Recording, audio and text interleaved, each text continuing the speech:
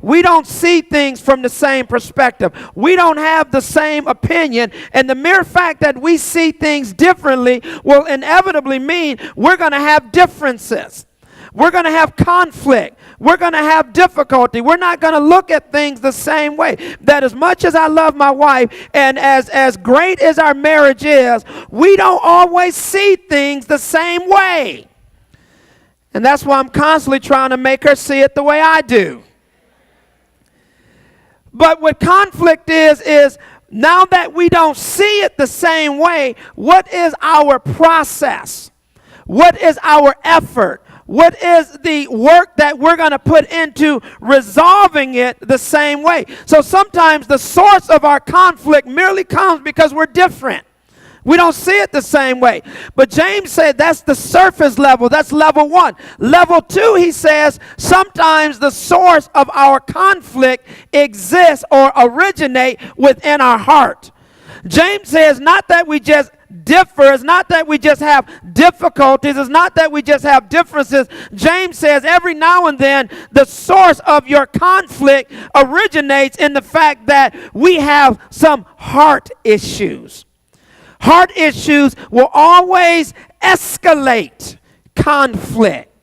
Heart issues will always deal with things such as pride, selfishness, arrogance, gotta always be right, unwilling to talk, unwilling to speak, gossip, bitter, anger. Those are all heart issues. That's why even Jesus says, from out of the heart flows the issues of life. It's not that we just disagree. Sometimes, if I can say it this way, sometimes a corrupt heart is what produces the unwillingness to want to sit down and work through it. Because the fact of the matter is, the reason sometimes we have conflict is because we got to protect our turf. We have to protect our territory. We have to protect our idea. We have to protect who's right. We're unwilling to give in. We're unwilling to bend. We're unwilling to talk about it. The fact of the matter is we want to justify and rationalize and make it right because that protects my own ego. Those are heart issues. And he says that you can never work out a conflict until you do a self-examination on your heart to determine, are we dealing with a pure heart or are we dealing with a corrupt heart? That's what James said. He says that conflict, and wasn't it not amazing how we teach our children? Play together. Can't you work things out?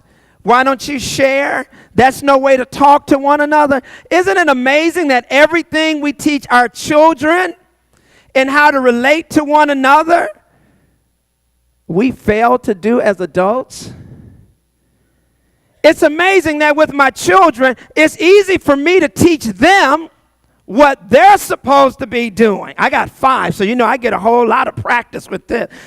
But it's amazing. That's not how you talk. Why don't you share? Why don't you work this out? Why don't you think about your other sister? That's not how you talk to them. Don't yell at them. Don't get personal. As a matter of fact, do you know what children love to do? I had to get on one of my sons. I'll say this, one of my children, so I don't indict either one of them. I guess I done told you it was already one of my sons, so that done narrowed it down. And they had a dispute. They had an argument. And I don't know what the argument was over, but whatever the dispute was, he went to now talking about his brother personally. And I said, don't take the issue that you're dealing with and transfer that over to a personal attack on the individual. And I told him no matter what my wife and I disagree with, it never goes to the point where I attack her personally. I talk about this and I talk about that. We always try to keep it at the fact. And it's amazing that we talk that to our children, but when it comes to us as adults, we don't follow the same lesson. And you know what's amazing, church? What's amazing, church, is conflict is written all over the Bible. All the way back in heaven, there was the first conflict between Satan and God. It's conflict. All the way back into Genesis, we see conflict with family, brothers, Cain and Abel, couldn't get along. And how did they resolve that conflict? Cain killed Abel. Joseph, the Bible says his brothers were jealous of him. Family conflict. And how did they resolve that conflict? His brothers sold them into slavery. Miriam and Aaron had conflict over Moses' leadership. Conflict. Absalom, the son of David, did not like his brother Amnon. And because it was not resolved, how was that dealt with? Absalom had Amnon killed. Conflict. Absalom didn't respect his father. So we're not talking just brothers and sisters, but Absalom didn't respect his father and wanted to have his father dethroned and wanted to have his father killed. Conflict. It doesn't just happen in family, in marriages. Jezebel and Ahab. Conflict. All over the Bible. It happens in ministry. Paul and Barnabas, they were co-laborers. They worked together in ministry, and they had a dispute. The Bible says in Acts 15, they had a sharp dispute over John Mark. And the Bible says they had such an argument that they split. Barnabas went one direction, and Paul went in another direction. Conflict.